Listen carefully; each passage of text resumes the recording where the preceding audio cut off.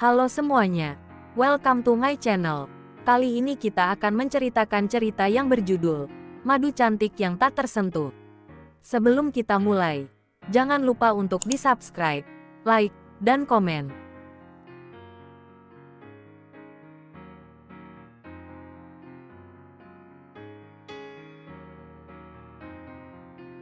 Episode 83, Suntikan Penyemangat. Sementara itu, Layla tampak termenung di tengah-tengah kebahagiaan itu.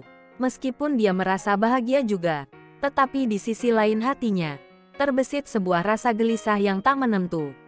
Benaknya teringat dengan seorang pria yang jauh di sana, bertanya dalam hati, apakah pria itu baik-baik saja? Apalagi setelah mengetahui kenyataan ini. Abi, Umi, aku mau langsung pamitan aja ya. Layla menghampiri orang tuanya dan berniat untuk berpamitan. Kiai Rahman dan istrinya tampak bingung. Loh, cepat sekali. Nak, katanya kamu libur. Iya, tapi kerjaanku ternyata masih banyak. Abi, ada kendala teknis yang gak bisa aku biarkan. Layla beralasan. Namun, sebetulnya alasannya cukup masuk akal. Beberapa menit tadi, salah satu pegawai memang menghubungi Layla dan memberi informasi tentang sebuah kendala kecil di kantornya. Ya sudah, kalau urusan kerjaan, kita tidak bisa menghalangi. Nanti Abi antar kamu ke bandara ya, ujar Kiai Rahman. Layla mengangguk, kemudian ia menuju pelaminan dan menghampiri kedua mempelai untuk berpamitan.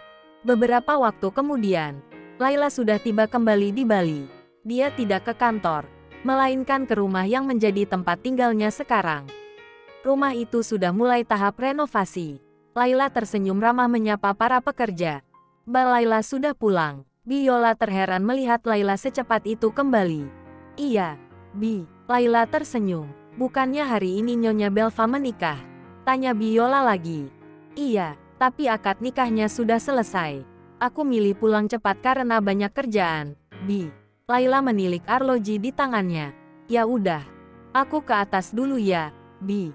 Sesampainya di kamar, Layla duduk di sofa, bersandar lelah seraya mengatur napas. Rasanya semangat dan gairah dalam dirinya mendadak surut.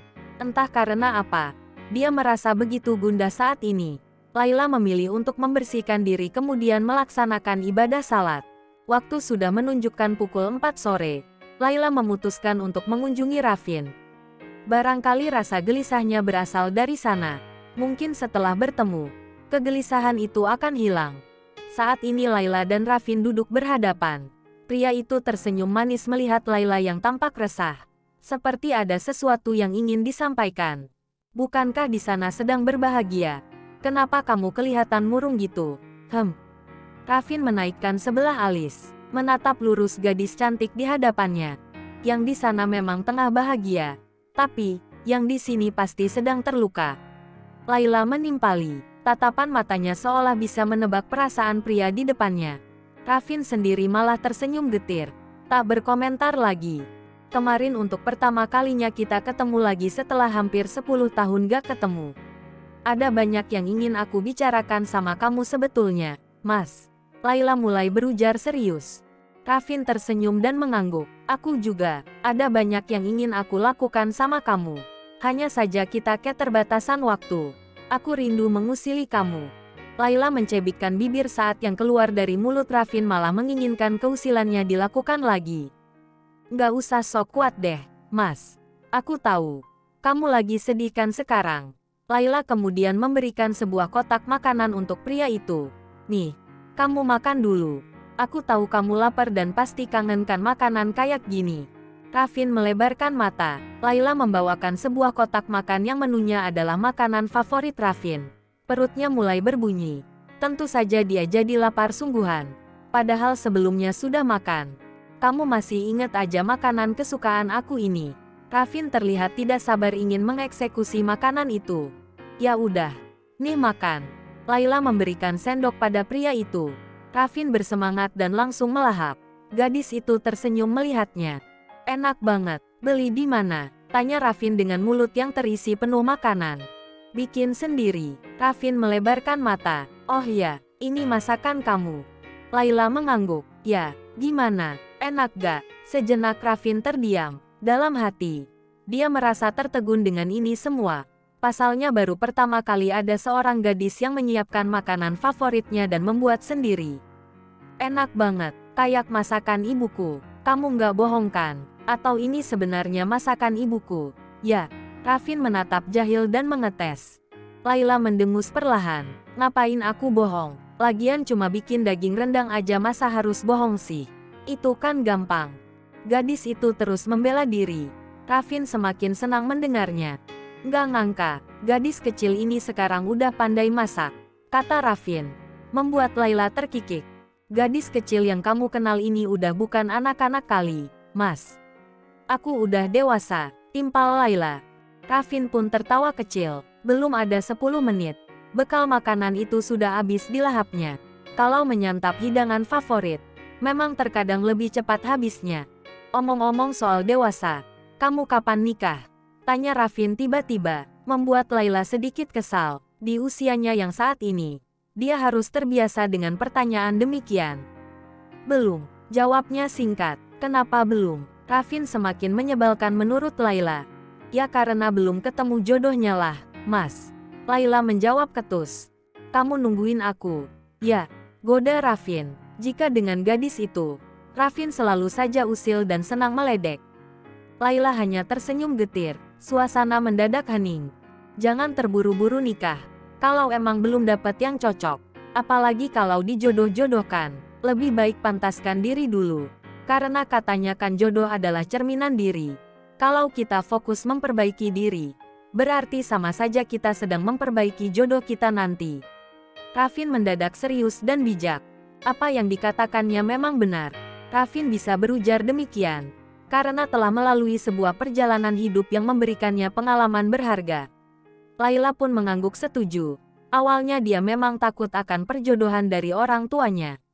Apalagi tradisi keluarga golongan tertentu memang masih sangat kental akan perjodohan.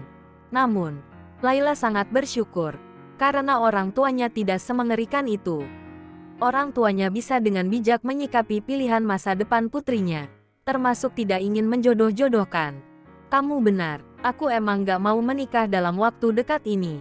Karena mencari pendamping hidup, tak semudah kita jatuh cinta pada pandangan pertama. Tidak semudah mengucap ikrar pernikahan. Karena menikah adalah sebuah perjalanan panjang bersama orang lain yang kita pilih. Kalau salah memilih, maka jelas hanya akan membawa sengsara. Laila pun tampak bijak mengutarakan pandangannya soal pernikahan. Rafin terenyuh. Yang dialaminya saat ini pun jelas karena kesalahannya dalam memilih pasangan hidup. Karena perasaan cinta yang begitu buta, sampai rela meninggalkan orang tua. Perlu kamu ketahui, Laila, aku sangat menyesal karena pernah menyia-nyiakan seseorang dalam hidupku. Seseorang yang menjadi pilihan keluargaku. Tetapi karena kebodohanku, akhirnya aku harus melepaskan pilihan itu dan memilih sesuatu yang ujungnya hanya membawa derita padaku yang harus ditanggung sekian tahun lamanya. Rafin menunduk, masih merasa malu membayangkannya. Aku sungguh menyesal. Setelah ini, aku merasa tidak pantas untuk mendapatkan apa-apa lagi. Merasa tidak pantas untuk mencintai dan dicintai lagi. Aku merasa sangat hina dan bodoh. Rafin tampak emosional. Laila mengerti apa yang dimaksud oleh Rafin. Seseorang yang hadir dalam hidup kita, pasti karena sebuah alasan, Mas. Entah akan menjadi pendamping hidup, atau hanya menjadi ujian untuk kita. Tinggal kitanya yang harus bijak dalam menilai setiap situasi dan takdir dari Allah. Laila menatap lurus. Sejenak dia terdiam, kemudian melanjutkan. Itulah maksudku, Mas, karena kamu sungguh berharga di mata keluargamu dan orang-orang yang menyayangimu. Jadi semangatlah untuk terus beristiqomah. Aku yakin, orang tuamu sangat menyayangimu. Mereka selalu menanti waktu di mana kalian akan berkumpul kembali. Menanti kamu bebas dan menjadi pribadi yang baru. Rafin mengangkat wajah dan menatap gadis cantik itu. Kata-katanya sungguh seperti sebuah suntikan penyemangat untuknya. Setelah berbulan-bulan ditahan, tak ada yang menjenguk dan memberikan kata-kata semangat itu untuknya. Waktu mereka sudah habis. Laila pun berdiri hendak beranjak. Terima kasih, Laila. Rafin menatap dengan mata berembun, seolah tak ingin menyudahi pertemuan itu. Laila tersenyum manis. Jaga dirimu baik-baik, Mas. Kami pasti setia menunggumu kembali. Gadis itu beranjak pergi sampai hilang dari pandangan. Ravin termangu mendengar kata-kata terakhir itu. Sebelumnya dia merasa tak berharga lagi menjadi manusia. Merasa telah gagal dalam berbagai hal. Tetapi Layla berhasil mengembalikan rasa percaya diri itu lagi padanya. Meyakinkan bahwa dia masih sangat berharga. Ya, berharga untuk orang-orang yang menyayangi dan menantinya kembali. Di tempat lain, sepasang pengantin baru itu sudah berada dalam kamarnya. Rasanya sangat melelahkan setelah seharian menyambut para tamu di hari yang sangat bersejarah ini. Kamu mandi dulu, Riz.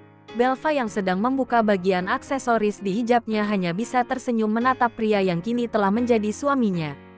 Rizwan sendiri masih berdiri di belakangnya dengan senyuman yang sangat manis. Alih-alih menuju kamar mandi, sang suami malah melangkah mendekat. Belva mendadak berdebar saat tatapan suaminya terus tertuju tak berpaling menatapnya. Ada getaran yang berdesir ke seluruh tubuhnya saat tangan Rizwan menyentuh bahunya. Meminta untuk berdiri dan berhadapan. Apa yang kamu lihat, Riz? Belva tak kuat menatap manik mata indah suaminya itu. Dia masih kaku untuk bersikap selayaknya seorang istri. Melihat bidadariku, indah sekali. Rizwan tersenyum hangat. Posisi mereka sangat dekat saat ini. Tatapan suami istri itu pun saling terkunci. Belva tersipu sendiri. Dia menunduk lagi. Kamu bisa aja, Rizwan. Belva mendadak gugup. Jangan panggil aku dengan nama. Sekarang aku bukan lagi teman atau saudaramu. Tapi aku ini adalah suamimu. Panggil aku dengan sebutan, Mas. Rizwan meraih jemari lentik sang istri. Kemudian mengecupnya.